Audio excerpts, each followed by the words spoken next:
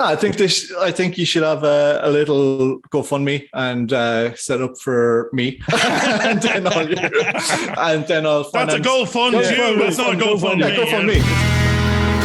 In the room, 52 Jokers Wild. Hi, everyone. Thanks for joining Garvin and me in the room. This week, our guest is Dave Minogue, a producer and director from Poster Boy Films, which also happens to be the title of Dave's debut film. Welcome, Dave, to the show. We are talking to a lot of filmmakers at the moment about their experiences and where they're going. But our main interest is looking at how folks manage to get one, funding for their projects, and the other, which is more importantly, getting the investment so that they getting their films screened to an audience. And you're obviously getting some experience in that. Tell us a little bit about how you've managed to get your film on to an audience. I don't know. I think I just blacked out for 2 years and woke up and it was done. And I'm like, thank God. I started the project Poster Boys with audience in mind, and which in some ways was a mistake, because there's so many points of views that or kind of levels that need to be checked for other investors and kind of stratas to get you to the audience that I didn't think about.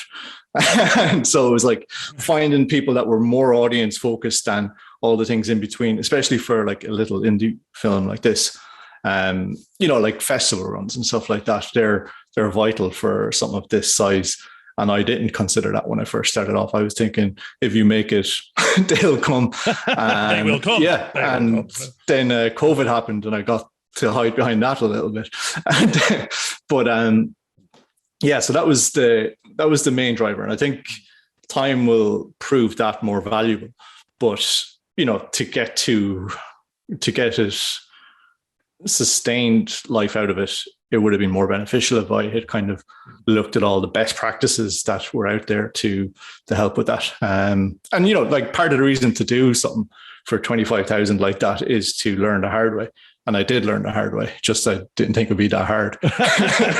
and so I'm reminded, Dave, of a couple of things. And the first one we've already said, it's like the field of dreams, build it and they will come. Yeah. No.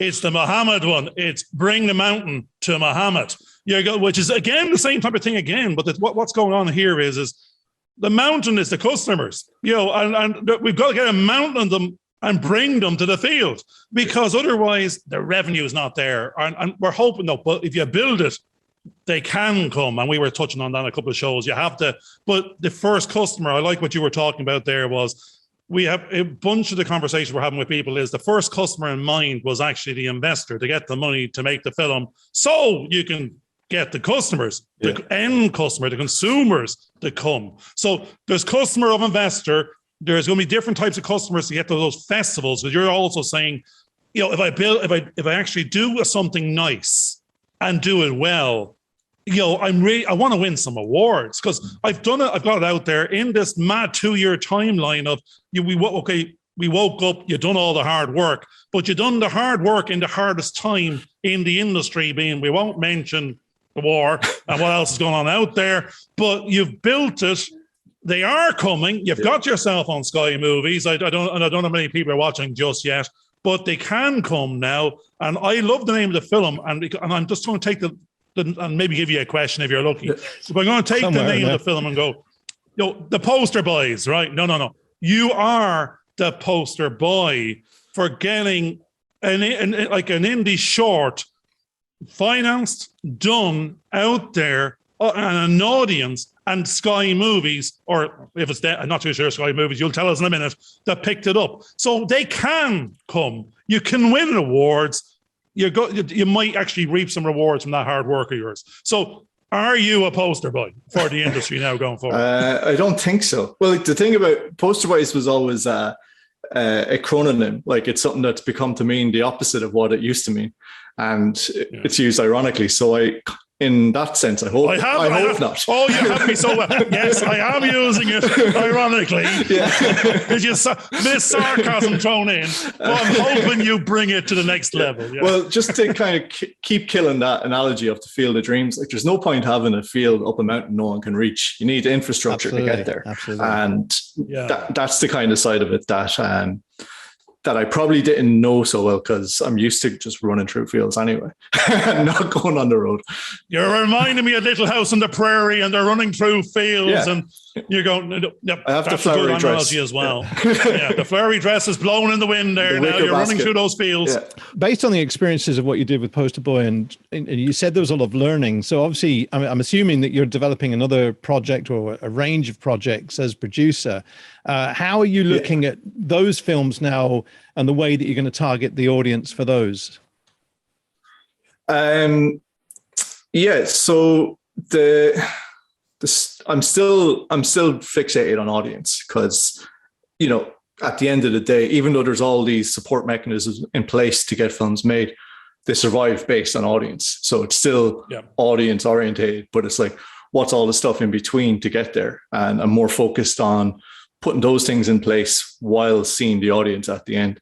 So like not unfortunately, because it makes sense and we all do it. Like cast is a huge thing.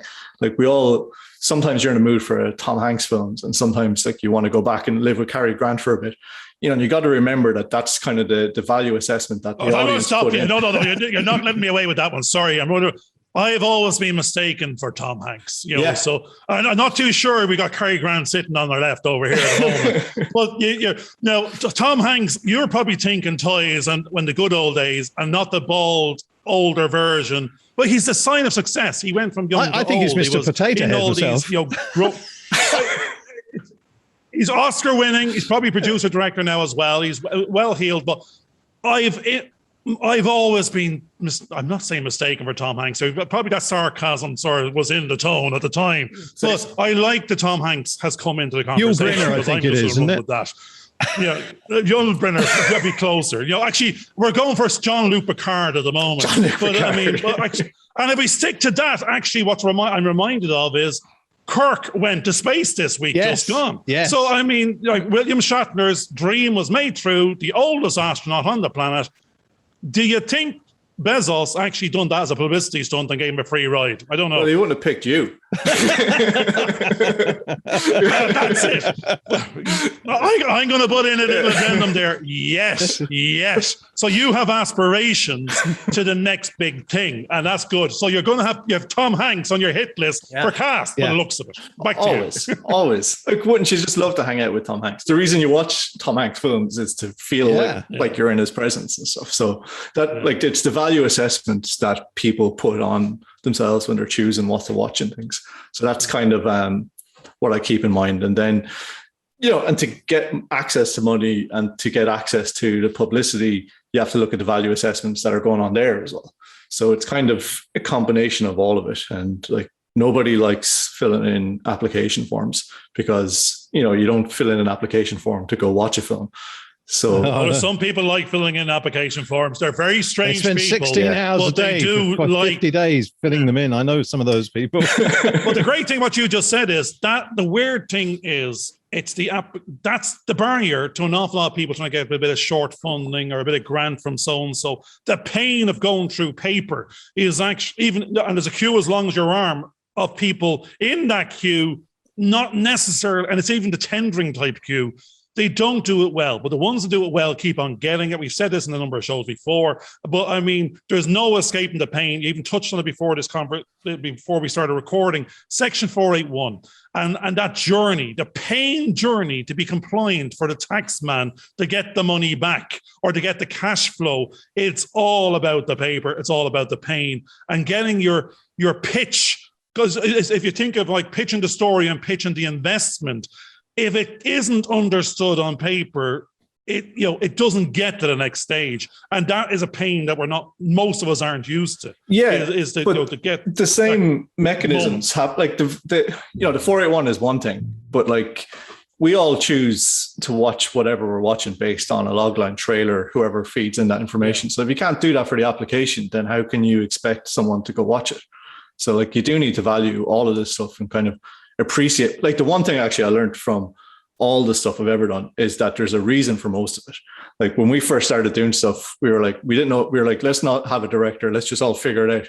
But like you get in half an hour and you're like, actually, no, someone needs to be the voice here. Yeah. And, you start kind of evolving it. Like, producers kind of came about because the director couldn't do everything. Yeah. And they're like, I need someone else to do this at the same time, blah, blah, blah. So like all these roles are evolutions of experience, and you kind of learn a respect for it that way. And in the same vein, then you learn a respect for who you're working with and how they feed into the organic production of it. I think one of the problems that I know I've encountered with, actually some of the discussions we've had, we know there's lots of people that like the idea of directing a film, like the idea, but when you start to break it down into the mechanics so it can be functional in Garvin terminology, you need to break it down into these little moments. And as long as you've got somebody actually monitoring the schedule, monitoring the budget, you can actually then relax in those little bits of time that you've got to shoot something.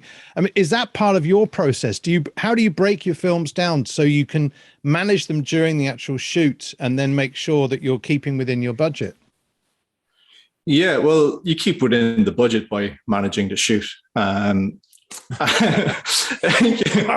No way, hold on a second. I'm going to stop you before you answer that question, because I'm still stuck on the last one, and I didn't. You answered the last question at the very, very start, and I can't even remember the last question. And you started as if you'd actually came up with, I figured out the meaning of life. I found out the answer to all problems. I thought, my God.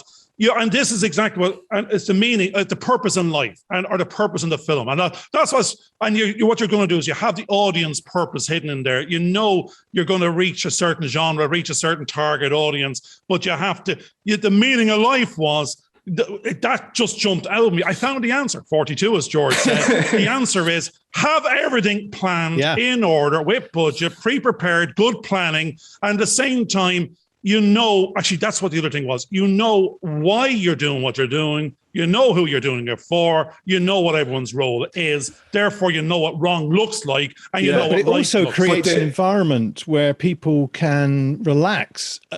Setting those structures up, I found with the projects I've worked on, means that when everybody's there, they know that they're there for a specific purpose. They can actually get on with their job and aid the director to make sure he gets what he wants. That was what I found. Is that something similar, or? Yeah, well, I've started looking at it as a process of fermentation, where you're looking for these bubbles of life. Like you do your schedule, you do all this, but you hope that you might get the sunset, but you might actually get a storm that's amazing and suits the scene better. And that's the organic process of it, the fermentation that I love. And even in terms of scheduling and things like that, where you find out actually if we do all this, we might save a bit more money for X. But it's you find these offshoots of organic kind of creativity that's not just about what's on the screen, but it's about what's in the finance plan. So how is your side investment in craft beer or craft brewing going? Just want to know. Terrible. It's because I keep saying watch Poster Boys. That's the name of the beer. Just watch Poster Boys. Will you watch my film? No, and actually, what's very, very interesting is you're now adopting a business language. And we keep on saying business 101. And actually, the last interview we had, I think, was Frank Kelly, and he's just launched his book, 8 Simple Steps to Doing Shorts. But what he said, what it really was 8 steps. The production process, and it's a process on pre-production, production, post-production, and then that's still all production. Sales and marketing are not production. Business development is not production. Raising finance is not production. But they're the other parts of the business that he even touched on a few of the other people we're speaking to. If you're in the business of film, then you have to have all these other functions facilitating the production of the product or service of the film, and then you get to sell it, and then you get to do it again, or raise more investment and do it again. Well, I think it's all part of the experience. Like the marketing is part of why I enjoy going to see a film. It's like the trailers of like even if you take just Bond, I don't know when this is coming out, but like the Bond film, like they've been teasing that for 50 years. The next it's actually in the cinema now. I'm hoping to get to see it. But like the trailers, the cancellation, all this kind of stuff, you're buying into the theatrical not the theatrical, but like it's like the theater of politics, but for a film. It's like now, the one thing I don't like, so I'm just jumping in here because you're reminding me of the one thing I don't like about films is I see all the trailers and realize I've seen the film. Oh, yeah. Because I go to see the film and it turns out they were the best shot. And that's really, really annoying. Yeah. Yes. But I got over that when I learned the 3-act structure. Yeah. So it's like I've seen every film. But that is part of it. Like you kind of have to enjoy all of that. Otherwise, why do you watch it? Because it isn't always about just the film. It's about the act of going to a cinema and kind of being there or the dinner beforehand or afterwards or the pint with friends and stuff. So it's more than just the story or the film. There's a whole event around it for the individual, for the audience. You've done the thing which I love best is you're sitting there in the cinema or on the TV, and I'm constantly doing this. I could do that. Oh, geez, I could have done that myself better. I know you're starting to reverse engineer some of the things going. There's 2 cameras outside that car. That's a green screen behind it. Yeah. That's bloody you. But the one thing that's great about that, and there's usually people sit beside me going, "You can do that, can you?" Well, why aren't you doing that? Well, go off and do that. Yeah. Stop talking the talk, start walking the walk. And that's actually what I like about you is you work in the industry. Well, I don't like much about you, but the little bit I do like about you is you're walking the walk as well as talking the talk. And you went off and you walk. Well, if we can get one of those little wheelchairs, like actually it's one of those little not the wheelchair. They're all going around on scooters these days. The electric scooter. Oh, that's dangerous things. Those things. That's it. Mall cop.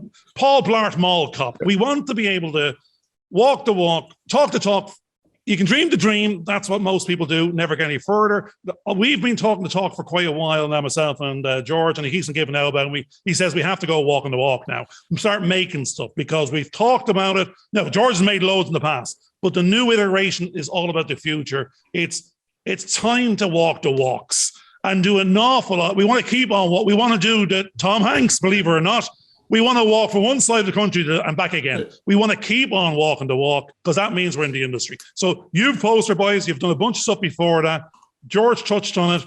What's in the slate coming down the road now that you've learned an awful lot more from poster boys as to what not to do in what order and how to do it better going forward? I'm always a little reluctant to talk about them until they're real, but we have 2 things that I'm pretty excited about. One is like an adventure thing for kids that we're putting. So James Bond 7 number, James Bond, but Irish. So Jimmy O'Bond.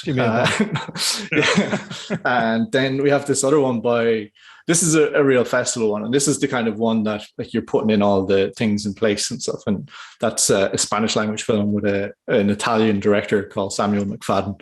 And that's, I love Sam. I love the idea. It's not all there, but there's such a great process in it that, I'm just excited to be part of that one.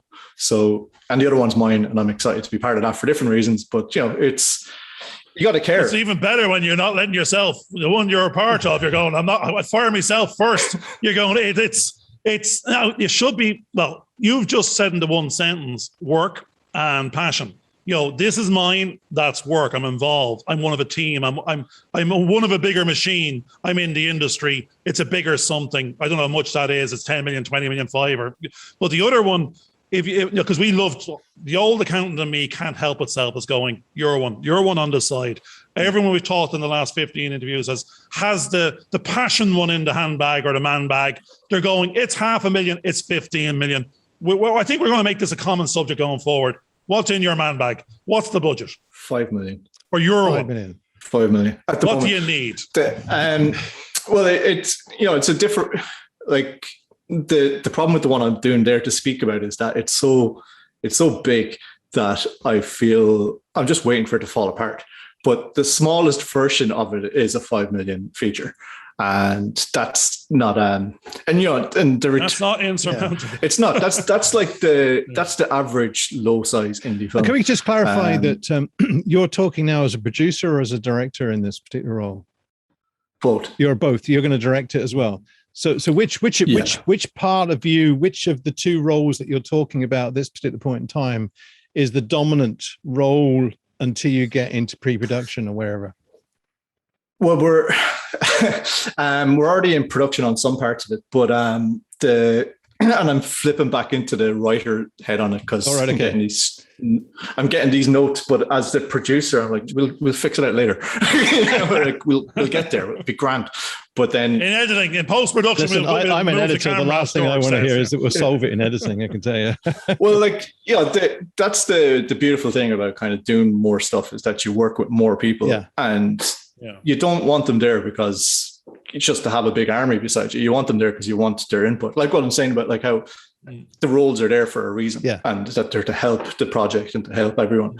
So, while I don't love the process and notes and all this, you have to bring it in and kind of see. Well, I'm currently going through. I'm going through a director's manual at the moment. I'm just every so often I go back to basics to see if I've forgotten stuff or whether I'm still on target with stuff. And I'm reading this really good book on directing. What's the name of it? Well, where is it? It's actually one of those Routledge books. It's the director's handbook. It's about 27 quid on Amazon. I'll send you a link to it at some point. Great, yeah. What's really good is that what Garvin and I have been looking at with some of the scripts that we've been sort of viewing is the fact that the writer is a director, and we're getting director's notes in the writing where there shouldn't be any of those things. There shouldn't be any descriptions of camera movements and likes of. And again, I know that from my own experience because I've written and directed and I'm producing, is that you need to have a writer's script before you get the director dealing with it. How do you work with those two processes? Is there a lot of camera direction or direction notes in your writing, or are you keeping those out? Can you separate the different roles that you're actually undertaking? I have kind of a dual kind of view on that. Like, one, who knows where the camera is supposed to be till you see the location? If you're not in a studio, like who knows? Yeah. So it's like you go out there, you feel it, you feel where the right position for the camera is. You do that through recce's and all that kind of stuff. And then the other side is like you do need to give a sense of what the audience are seeing in the script. Mm-hmm. And sometimes that requires just very simple cut to this. And I go the other way. I like to say cut to without saying cut to when I'm writing. But some people just prefer it the other way. It really depends on your viewpoint, because like, at the end of the day, when you're watching a film, you don't really get what the script said. I know. You care about how the process went to get there. And it's all feeds in. I'm not saying the script isn't important or anything like that. I'm saying it's part of what's feeding into the audience experience. So it's all together. And really, like, I guess that's kind of like a shooting script as well, where you get to a point where you say, I want this, I want this. That becomes that's the secondary one. The reason we're saying this is that what we're discovering is that when we come to analyze a script and put it through a process to break it down, what we're finding is that all those little things that aren't meant to be there sort of throw in hiccups into the budgeting process, because we're starting to automate some of those processes so that we can very, very quickly see what a budget should look like and get a good, reasonable idea of what some of the things that are needed in there. And we're also, Garvin's been saying, do you need a Rolls Royce or do you need a Lada? With a Lada do instead of the Rolls Royce, because of the monetary sort of situation. And if the script is reasonably, sometimes it needs to be specific. In other cases, it doesn't need to be that specific. And so if I wrote a script and it said it was in Belfast, the City Hall, well, then I've stuck myself in Belfast. But we could be in Johannesburg instead, which has a similar sort of building. Do you know what I mean? It's depending on where we are. If we limit the way that we write the script, it causes other problems with the kind of budget. But I think, again, it's that you want flexibility. And so do I. My script is just a guide. And when I'm out there could be things that are happening that I suddenly hadn't thought about. And I want to capture that and, develop that within the process. As long as I get to the end of the scene and it leads to where the next scene is, I'm happy enough. Is that a sort of process? Actually, I'm going to jump in. Sorry there. Just the weird thing is, I have to say, that's one of my throwaway phrases now. I'm using it about 3 times a show. I have to stop that. But the strange thing is, we go strange rather than weird. Stranger things. But what's been happening in the last 15 shows since we started doing the business of film, where we're talking to an awful lot of people that are trying to get to their breakout feature. So they're really, we've touched on this language before. You've actually done the split personality. You went back, you split yourself and went off and done a micro 25 grand. Now, in the same sentence, you just said the one in the man bag or the one you're currently working on is, sure, Mike, sure, indie is 5 million. Now, actually, the definition out there is sub 2 million for indie micro-production. It's just throwaway figures, all, well, depending on whether you're in Europe or America. But no, I thought it was 5 to 12 is indie, and then below that is low budget. Technically, below that's micro, and technically 25 is a no budget feature. And that's where we have to find a common language. So that now what we're saying is indie is independent production. Now, if it's micro, we're myself and George are thinking if it's micro, it's subsection 481. It's no investment, no tax break. It's you're trying. Why would you do 250 when you can do 260 and actually get a third of it back? You wouldn't.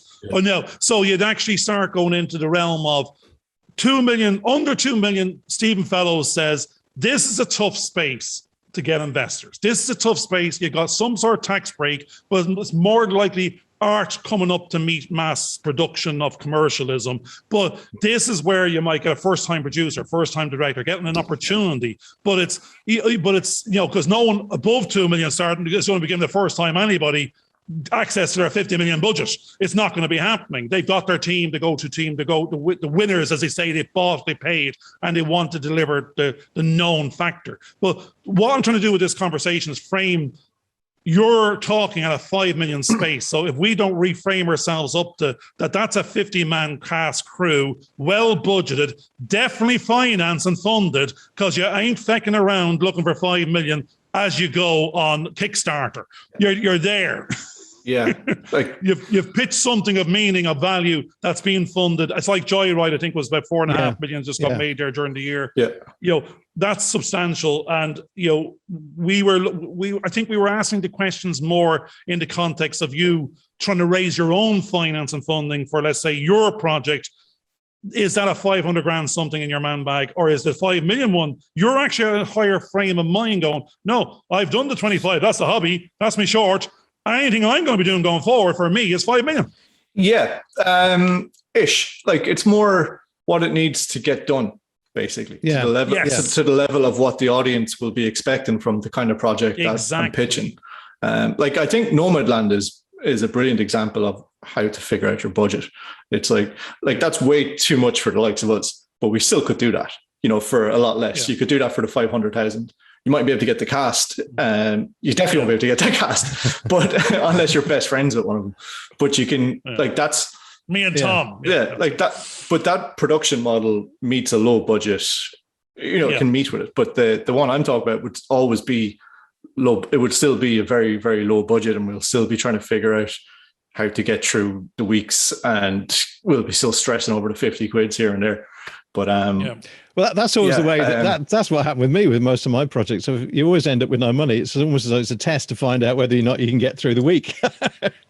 Yeah, it's not 5 million to go and hang out. It's 5 million to spend. No, absolutely. And it's like, how does that get spent? No, actually, no, stop that. I'm not going to stop you on the wrist there now. It's not 5 million to spend. It's 5 million to invest. Yeah. And that's the whole point. But when you're talking outward to invest, but when you're on set, it's like, I can't just say I'm going to give myself a really nice paycheck and go off on a holiday. Yeah. No, I actually have to spend all this. Yeah.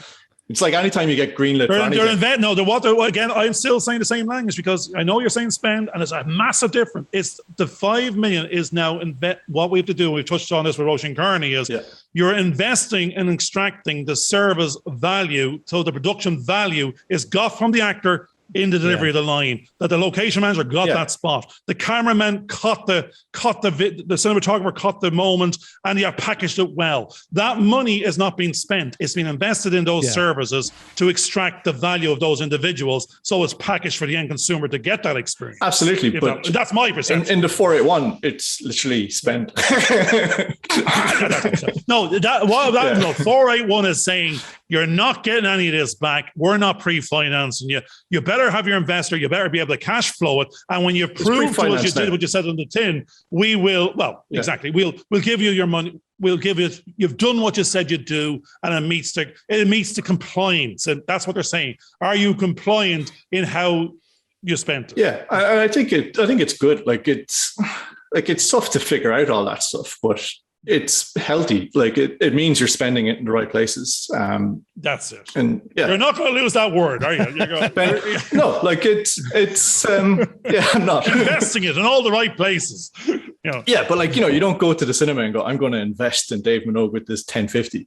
I'm going to spend 1050 at the cinema. No, all right. No, but that's the difference. Yeah. That's not an investment, as you said. But the 5 million was an investment, and the services haven't been delivered yet to capture it. It is. So you're purchasing their services, and if it's spent and you didn't get the value, then you're just that's what we're saying. The money is so important, especially on the micro, because you're squeezing more value out of it than there is actual money. So and you're investing in your relationships, and you're extracting from those relationships, and that's the family bit, the business of family, or the family business. And we're saying, but you can't keep on milking it, and that's what we were saying. You can't milk family, you can't milk friends, you can't keep on asking for nothing and favor this, and not have a final reward in the future of the end film, which is great. Yeah, but even like when you're on Poster Boys, I absolutely milked the whole family. Yeah, I know you did. They hated it. They love it now, but at the time, in the moment, it was torture for everyone, me and them. But that cow has been that cow you just milked. You can't go back there 10 minutes later and try to milk it again. No. You're going. You're right. That's where we're getting. No, I love the fact you have the relationships in the bigger industry, because a couple of people we were talking to, they were able to finance a little bit of the short and the passion project because as George always says, they have the day job. They're doing this as a profession. They're able and they're willing to take their excess couple of quid and invest it back in their own passion and story. Yeah. And that's what you're doing as well. You got your poster boys out there because you're the poster boy for short films in Ireland, in my view. Now the thing is, it's poster boys 2 and 3. Who are you going to milk? That's what we want. Yeah, the state. Now we have it. No, and that's what I love, because the one thing when I was an accountant, I was saying it's as easy to have 3 more zeros after the comma, because in terms of time and effort, it's as easy to talk millions as 10 grand. The work, effort, and time is nearly the same. What the difference is a mindset, but the difference also becomes if you believe in the story and you can package the pitch correctly, the story of the investment, of the potential return, then you will get that 5 million or 50 million. You'll get it. There's more money than sense out there. We keep on saying it. You will get it if you believe the story, and if you believe the story and convince others that this is to believe in it, then the money is there. So the bigger you think, the bigger you talk. Where that leads us to then is really, Dave, what method do you use to actually package put together your package? What's the process that you go through to put a package together for pitching? And I know it may sound a bit kind of strange, but what I'm coming across at the moment is that a lot of people don't understand that process. I mean, you mentioned about the pitch lines or the log lines, those sort of things. So tell us a little bit about your process. What bits are important that you feel that need to be demonstrated to a potential investor? Well, every investor is different because they're going to come at it from what they want to get from things. So it's knowing your investor. Money, return. Well, yeah, like that is true. But then, Screen Ireland are an investor, and they have a different complex value assessment on that. Like, money is definitely part of it, but it's not. They have more to it, and different investors do as well. Like, some investors just invest in development, and they want to develop on something that they'll get their money from the production, which is a lot of what Screen Ireland do as well. But they put their money into the development, and what they don't need to see the audience. They just need to see it go into production. So they don't care as much about the audience stuff as you do.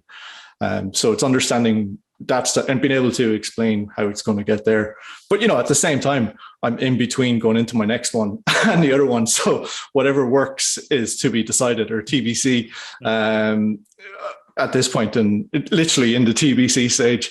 But I think you gotta believe in it, because you don't set up a restaurant thinking you're only okay at cooking. You got to think you're going to be great at it. But chances are you're probably only going to be okay. So you kind of have to build that in and kind of be realistic and kind of know the market, which is knowing your audience, because we do have a very strong cinema going audience here, and they're very cine literate as well, which is great. They also like really high end stuff and really low end stuff. It's weird, but yeah, I don't really know. You got to just do whatever you can. Well, I'm going to ask the question there because ultimately, if you don't really know, there's a team of 50 people behind you somewhere. Someone else knows because even though we've got to take the soft money out of the picture for a second and go, Street Ireland doesn't get their money back, don't care, because their job is to spend and invest in the people and the industry. Now, they want the money back if you're making money because they didn't see themselves as an investor. So give me it back if you make it, but if you don't, we won't necessarily chase you for it. We'll park that.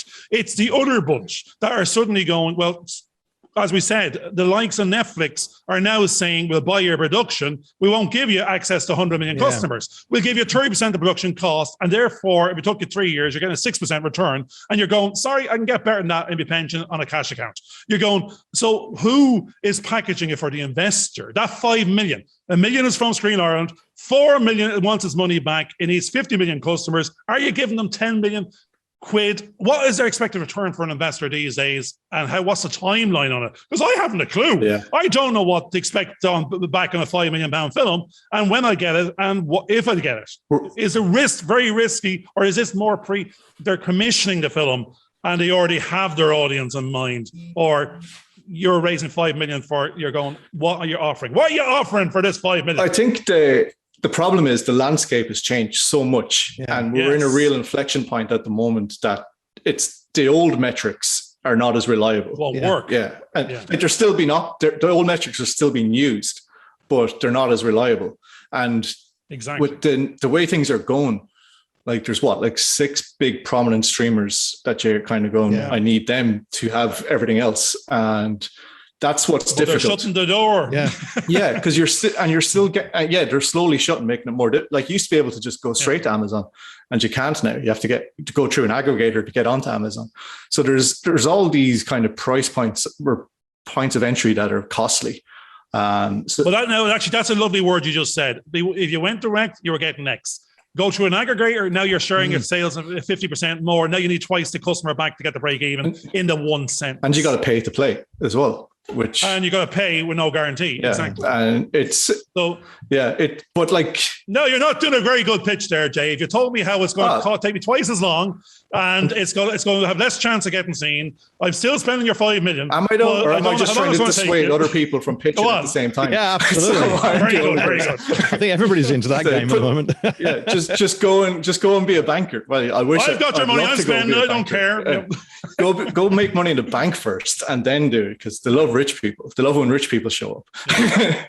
But isn't the reality now getting to the point where, although film does seem to be very volatile in the way that you try and get your investment back, it's the same problem that gamers are having. It's the same problem that the techies are all having as well. So there's still, if your passion is film, it's still good to go for film and try and get your film made. And like work is work. Like I've worked in KFC and other places like that. They're as difficult as working on film sets. They're just like, their work is work. So if you're whatever you're doing, you're gonna have to work. Like no one is painting lovely Monets and not in some way. Yes, they are. Every little kid out there. They're working. Is it an NFT? They're working. Well, they're also they're making 50 grand a month. It's not the little kids. It's the AIs and robots are doing those. But the NFTs, like even that's a good example. Like to make money off an NFT, you got to do a lot of work and kind of self-promotion and all this other bullshit that goes with them. So like, no matter what you do, you're gonna have to work. Yeah. Like you want to make a film. I'm gonna jump on that, Dave. That's terrible. Now we have to do the work, and then you said, and then you have to deal with the bullshit promotion and sales part of it as well. So the strange thing is, you hit the analogy in the industry. In production, we want to have the experience of making the film. We want everyone in there, if they're on a day job rate, they're getting paid. I'm a cameraman. I'm a sound man. I was one of the team. We made the film. We got paid. 99% of those people do not want the hassle. They want to turn up and do the job they enjoy. But the great thing about what you're doing is, and what the people we're talking to, there's a semi-entrepreneurship head on your shoulders, because you realize the other functions that other people are uncomfortable in to get to do the work that they want to do. If I be cameraman, I have to be sales, marketing, business development, and finance raising if we're in this particular industry, beyond having a job in it. So you're entrepreneurial, you're in the business of film. You're jobbing but you're also double and triple jobbing as well. Well, to yeah, get a chance to do your passion projects. But the thing about like working on set and stuff, that's tiresome. It's exhausting, but I love it. It's great crack. It's fun. It's creative, and there's a lot of camaraderie. But the absolute work that went into Poster Boys was finishing it and getting someone to buy it and then to sell it and then to see it go out. And it's still not over. Like I'm going to have another 4 years, I think, with working actively on Poster Boys. So that's the job. Other functions. Yeah, that's it. That's the real job to me, anyway. Yeah. That's where the expertise and all that. I'd love if someone else was doing it, because then I just get to do the fun bits. Now you just said it. It's the bit we don't. It's not the bit we don't enjoy. Actually, you might get to, because you're going to go to the festivals. You're going to enjoy it. If you win some awards, you'll love the adoration. You'll be going to those conferences and more podcasts. So the strange thing is, the work, the new work is not the work of the functional production. The interesting work was, I got to get the money together. I got to get the plan. I got to get it done. That only took 3 months of doing. But now the real work is 4 years of the accolades, of the chasing up and attracting the next opportunity to do it again, or the equivalent of. So that's the great thing. That's the work of indie film is actually those other roles is that you have to take on. It's the iceberg stuff, isn't it? Like nobody sees this part. What's underneath. Exactly. It's an awful lot going on that meets the eye. And that's what I'm saying. So we've got 10 jobs. And when one finishes, the other starts. And that's what's really going on. Yeah. But if they're left out, that's what I was always saying before. Myself and George, we're clueless on social media. And we might have 100 hours of content, but we don't know how to tag this and tweak that and do. So therefore, we cannot make the jump to the audience, the connection. The audience, if you got to see the program, they can actually have an opinion whether they like or dislike. But to even get to that stage, as you said, we've got people now have to navigate the social media realms and the new channels and routes to market, and they may never get the opportunity for the thing even to be seen to say it was good or bad. Well, I think again we've mentioned that the film algorithms have changed. But I think in the social media side of things, in the last couple of years, things have changed so much that for people to try and market themselves social media wise is becoming more and more difficult. It's not as easy as it would have been 5 or 6 years ago. And I think that's what we're finding is the reason why we're struggling or is that everybody's struggling. Nobody's having the same, they're not having an easy ride or if they're like, I watched an interesting documentary on TikTok over the weekend. And it just showed what, George? You're watching TikTok? TikTok documentary. I watched a documentary on YouTube about TikTok, which indicated the 6-second documentary. Well, interesting. It was a CCTV footage. There's a guy doing 45. Wait, you see, this is it. You see, most of us have a misconception of how TikTok's actually working. I certainly did. But what's happening is that the algorithms now are gathering so much information about the individual people that it can now tailor specific videos. And I think TikTok are now going up to about 15 minutes. Although it's a Chinese company, they're being squashed by all the other companies trying to have a go at them. But they're actually bigger than all the social media networks that we know. Yeah. But they've found different ways to market their product. But they had a massive, great big marketing budget right at the very beginning.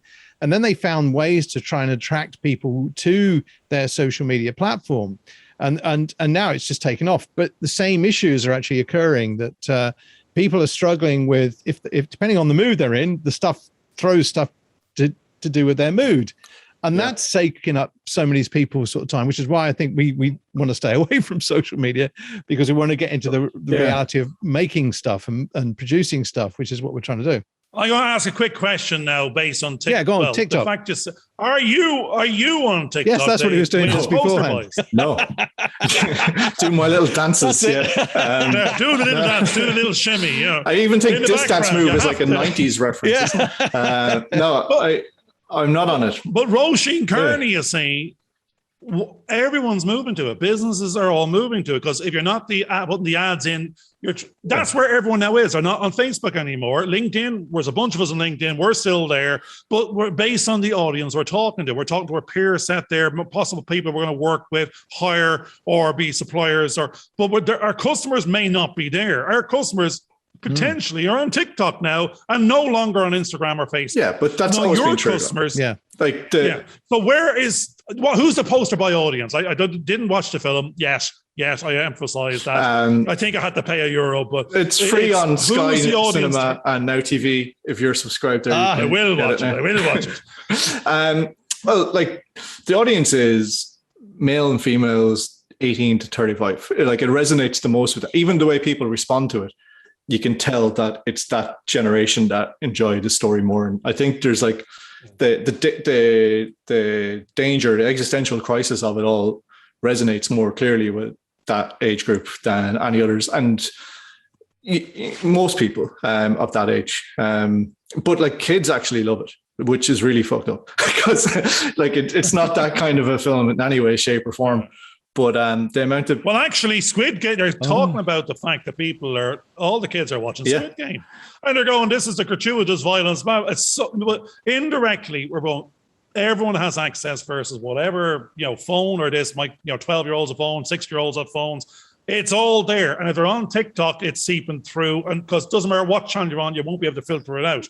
So the strange, we were talking to Roisin and others before in a sense of, we can make programs and we're putting them over here, but no one's there. They're the market we're talking about are not on Sky. I got rid of Sky this morning. Yeah. I got rid of Prime this morning because I said I can't find anything to watch. I'm paying £7 a month.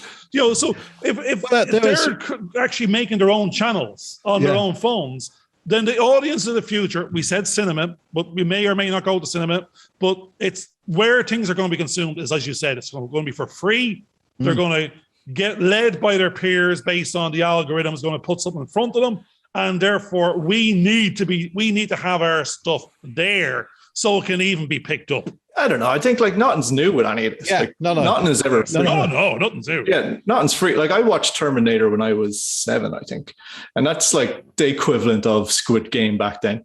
Like it's all the same, but just different. I mean, that's interesting because I mean, my impression of Squid Game, and I was about to say that the Daily Mirror, which I happened to see something online, was talking about the recent murder that occurred, and they mentioned about a witness was sitting at home. Jeff Bloggs was sitting at home watching Squid Game when he heard this strange noise outside going on, and he wondered what the fuss was. Initially, he thought it was part of the program. And I'm kind of going, is that advertising within the initial story of the news? It's those things that I think is what a lot of these people are doing. They're finding ingenious ways to actually market their stuff, get their stuff out there, and find little ways to. And I think, sorry, George, I'm just not going to let Dave away with the last statement and Arnold Schwarzenegger and Terminator. I'm going. If you go back when you were 7, I don't know what age you are. You might be 37. We'll give you 30 years. We'll go back. Actually, 1984, it's 1985. Yeah, that's what it was.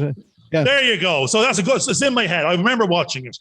I didn't have a phone. I didn't have a mobile. I had to go to the corner telecom sort of thing to ring the girlfriend.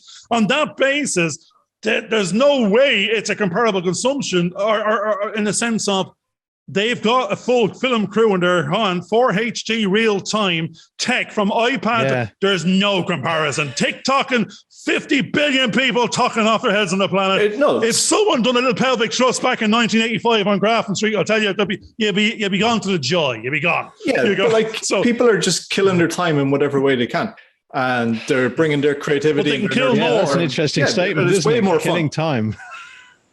That's what. No, that's the thing. Actually, that's what I was probably trying to get to. For us to watch Terminator, I had to earn £5 for working 3 hours in the local pub as a lounge boy. Had to get me bus into town. Had to queue up, probably for 6 episodes of it. 700 people queuing up for the one show in Stephen's Green. So here it's instamatic. It's accessible. It's free. It's a total. And again, it's no filter. It's just taking out space and time. That's all. Yeah. But even the fact that all of us here know about Squid Game, I have no interest in watching it, but I know a lot about it. Every single day. I'm seeing something that pops up in some of the media. George, you better get an interest. I'm firing you right now. So something that gets 112 million views on Netflix. We need to know the formula. That's what we're after. I refuse to watch it. That's what every short and feature. No, it's not about watching it, but there's a formula there that says it's about we need to deconstruct the formula. It doesn't mean it mattered. And it was a simple something, and he wrote it 20 years ago. But now is the time that gives you the mass audience. But the formula is, how do we break through the Netflix pitching mechanism that we have a simple something that we raise 10, 20 million, that for the storyline knows it's 120 million audience. If you figure that out, 79 Netflix will probably come 79. looking to you for the pitch. That's it. So, That's the thing. No, that's the goal. And that's what we're saying. The story we're meant to be pitching is a game of smoke and mirror, that you have something in the bag that they need to be coming to you, not you to them. Because if we go to them, we're in a queue of 5,000 people, all with the answer and the Holy Grail. We want to say, I know, we're not going to you. We're not even going to tell you what it is. Actually, you're not allowed to have it. And then the goal here is to get the mountain to come to Muhammad, as you said at the very beginning. Or but think about it, if he's pitching that for the last 10 years, like, has his pitch stayed the same, or has he evolved to listen to what they're responding to? Yeah. And how different is the actual story? Maybe Squid Game, the title is the same, and the overall concept is, but like, what changed? And then, 10 years is a long time these days, and the world is vastly different than it was 10 years ago. So the people that were hearing the story over those 10 years. Now, Dave, sorry for interrupting. Now you're actually in total conflict with the last statement we had about Terminator. Because now you're saying what's changed in the last 10 to 20 years is it's done this, that. That's what I was trying to say. No. 30 years ago, 1985, Terminator. Did the story change? No, it didn't. No, what people are doing, I meant like the act of how, like, so I watched Terminator because I went to a friend's house and their older brother had it. The kids are on TikTok because their older siblings or they're seeing everyone else on. It's still word of mouth, they're falling for the same things. Yeah, word of mouth is actually. Actually, you didn't answer the question. Why are you on TikTok? No, he did answer that question. Are you going to be on TikTok? Garvin, he didn't listen. I don't know. I'm thinking of giving up Facebook and Twitter and LinkedIn as well. Like, they're just time consuming and there's way more things. All right, hold on a second. Who's doing your marketing and business development for investors then? Because at the moment you're saying you're getting rid of all the sort of ways of actually getting to serve someone potentially that might be interested in investing or listening to or watching. I never said show. they were going to invest in my TikTok show. Like, no, not your TikTok show. But those things are vital, but they're not part of me being on Twitter. Like, if the IP is out there, maybe that needs a representation on Twitter. I think that's the key thing, because that's really what we're getting at. It's not us. It's the business aspect as opposed to the personal. Personal, I'm a consumer. I don't want to be a consumer. So therefore, me as a potential customer of yours, I don't want to be on where you're going to be. So I won't see whatever business ads you put out there because I'll be gone. Yeah, but then it's like music or books and stuff. Like, you don't find them because they're on TikTok. Who reads a book because of a great TikTok video? Like, you might do because somebody is recommending. Actually, George probably. Yeah, I might actually. But there's way more to life and how we engage in it than just what's on social media or whatever's in the hype. I think that's where we're actually coming down to it, because at the end of the day, what we've been trying to talk about, a lot of people get so obsessed in what they're doing. But in reality, it's life also goes on, and you need to spend time developing the family, developing the things that really actually matter. And these other things are what generates the income, hopefully, to allow you to actually do that. And I think that's the key thing. And I think with so many people spending too much time on the social media side of it, it's got to be a purpose behind it. And if there's no purpose, and you've got to allocate a little bit of time just to do, or somebody has to, just to get things out there, but you find your own way of doing it. And I think that's the key.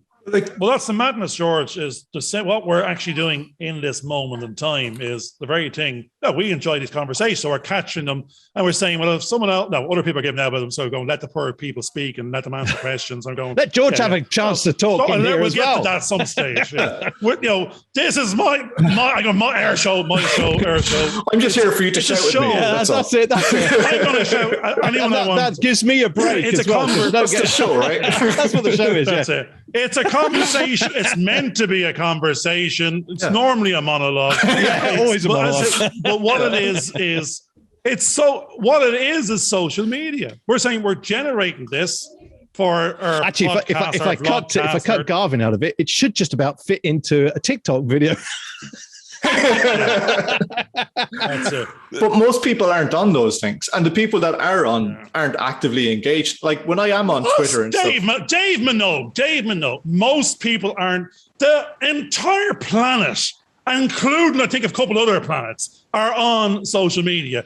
Because that's why TikTok has 100 billion users. I think Facebook what you should do is somebody better listen to what Dave said. Dave said engaged. Now, most people using social media aren't actually engaged. They're just going like this. Passively, They're not engaged in things. Like they're honest. They're honest. Yeah, but I don't think as many people are on it as they pretend that. Like Facebook is kind of under scrutiny for how they've been misleading investors on and it's like the old newspaper things, like, they'd say 25,000 newspapers in circulation. What they mean is that they've sold 5. There's a pile in the corner there, and they think that the newspaper is being read by the 5 people in that household. I can absolutely tell you that we never read the paper my dad was reading. That's brilliant.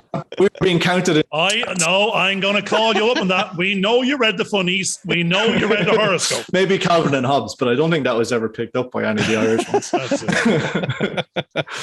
But no, I do hear what you're saying and go, I don't want to be on social media. I want to be doing what you're talking about, which is making content, but not about this is a type of content, but I'd love to be making films. I think George would be too. That's why I keep reading the director's books. We want to be taking art and packaging it.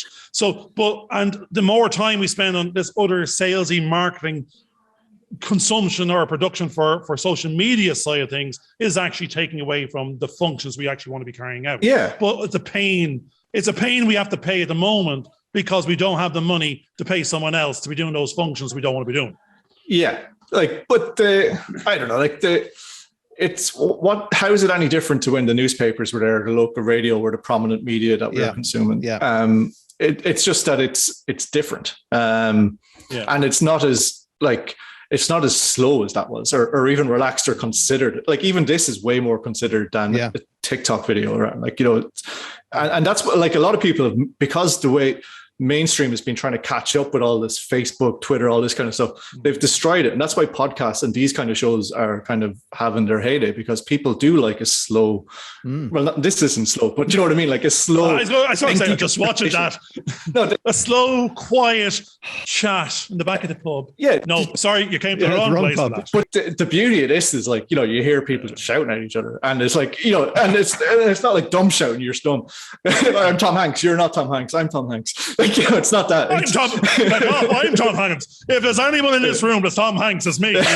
I'm Picard. You can be the young Tom Hanks. With the beard, right? But people will do whatever they want, and some people don't know why they're doing anything. I definitely don't know why I'm doing anything, but I do know that I'm off Twitter most of the time because it's just not good for my head. And I'm less and less engaged in Instagram for similar reasons. And I don't want to be on TikTok because it just seems like a more heightened version of all of that. Yeah. So, well, look, folks. And I don't go to a film because it's on Twitter. No, I know. That's what you want to experience somewhere else. Okay, well, look, folks, unfortunately, we have to do some kind of wrap up at this stage and try and work out what it was that was said during it. Somewhere along the line, Terminator Gaming, it had a go at the Squid Game, and I think terminated it. No, it didn't. I think the Terminator got terminated on that one. TikTok on Squid Game as well. Yeah. And the Daily Mirror somewhere got in there. But we also know that we don't tend to read Dad's newspapers, and my sons don't read mine. They'll be the ones telling me the news half the time because I don't have time to read the newspapers. That's the kind. I think we've discovered that most of social media is something we don't particularly like, but we have to sort of dabble in it just to get the marketing side of things going. But I think at the end of the day, what's really good on listening to what you've had to say, when we did get a chance to listen to what Dave had to say, was he's actually got a film out there at the moment. What was it? See if I can get my little thing. Poster Boys film, which is on Sky Cinema, and was it? What was the other one? Now TV. That was it. That was the one that I think. If you have those subscriptions, Sky, and it's on VOD everywhere else. And video on demand as well, which is fantastic, because that is the biggest problem that most people who are filmmakers are having, is they can't get their films out there. And as Dave mentioned, he's probably going to spend the next 4 years promoting this film, so he does get back some kind of return on the investment that was there. And we've also chatted a little bit about how do we think we should get investments. And Dave suggested that if we got that model right, then the Netflix and all those people will be coming to us to tell us what the secret is, because it still is a secret, unfortunately. So just before we go, we normally ask a guest, we try and give a guest a few minutes to sort of say something uninterrupted, and hopefully we'll give you a chance to say that, Dave. Is there anything you would like to have said? We know what there you go. Didn't even get a chance to finish the question. Dave, quickly get something in there before Garvin gets in. I think you should have a little GoFundMe and set up for me, and then I'll That's a GoFund you. That's not a GoFund me. GoFundMe. It's a GoFund you. Yeah, I think that'd be brilliant. That's fantastic. Any last words, Garvin? Well, no, I actually like what you just said there. Go fund yourself. It's no GoFund me. No, well, actually, if it was me saying it, then that's fine. It's GoFund you. It's actually the thing is GoFund you. Yeah, so because everyone's the one thing about GoFundMe is everyone's asking. I don't like to go fund me. You pay for me to do what I want to do. Yeah, what am I doing for you? You're saying at the end of it, there is a little present, there is a little prize. I'm doing it for you, with you in mind as the end audience. This is going to be a good show. It's going to be a good film. But the very first sentence is the wrong one. Give me money and pay me to enjoy what I'm doing. And thank you, which is no, it's GoFund. We're trying to do it for you. Let me do something. Let me make something for you. And that's the journey we're on. And hopefully they will like it so we can do it again. So that's what brilliant. I'm thinking. Okay. Well, look, thanks very much for the interaction that's gone on today. And we look forward to seeing our audience again next week. We'll see how that goes. It'll be once a week at least. We're not saying Fridays, even though I've said Fridays, because we're now actually going to put it out on a different day, and people will watch it whenever they watch it. We won't let you know. It'll be our secret. It'll be our secret. Just like it's live. I thought this was live. Oh well, there you go. That's going to happen. That's going to happen at some point. That's going to happen. All right, everybody. Thanks very much, and we'll see you next week. Bye for now. Bye. Hope you enjoyed this video. Please subscribe and click on the bell for notifications.